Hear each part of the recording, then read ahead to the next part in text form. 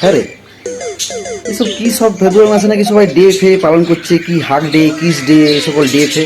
হ্যাঁ রে, কি সব এগুলো ডে রে? আজকে আবার নাকি বলছি চকলেট খেতে হয়, আজ নাকি চকলেট ডে। কেন এ সকল হাগ কিস না করে তো অন্য ডেও করতে পারছো?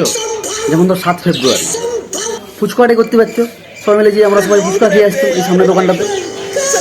8 ফেব্রুয়ারি বিরিয়ানি ডে করতে পারছো, বাঁকুড়ার ওই ডাঙা মোড়ের ব্রিজের স্টার্টিংটার ওইখানে টিউলিপ আছে, ভালো করে অর্ডার দিয়ে দিতাম। 9 ফেব্রুয়ারি মটন কষা ডে করতে পারছো, সবাই মিলে জুত করে বেশ রান্না করতাম, দুবারি করে খেতাম।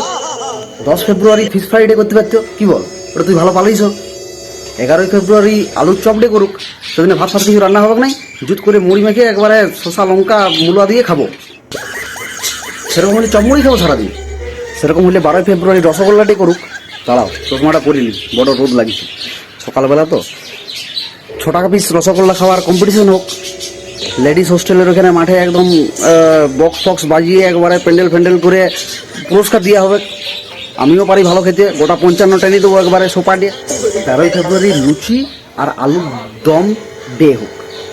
এক্ষুনি মটরশুঁটি নিয়ে এসে আমাদের দাদা বেশ ভালো করে কচুরি করে দেবে আর আলুর দম। 14 ফেব্রুয়ারি পাপড়ি চাট ডে হোক, হওয়াটা দরকার। তবে এতগুলো ডের পরে আরেকটা 15 ফেব্রুয়ারি ডে রাখা দরকার, যেটা হচ্ছে ইনো আর অ্যান্টাসিড ডে। তবে এটা নিয়ে আমি উপর মহলের সঙ্গে কথা বলবো, ছাড়িয়ে দেবো না।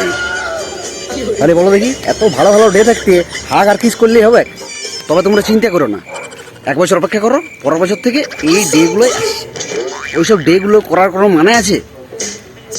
মোচায় খাওয়ার ডে করুক, এটা অত সহজে ছাড়িয়ে দেওয়ার ব্যাপার নয়। আমি যাব উপর মহলে জানাবো যে এইসব ডেগুলো করা হোক।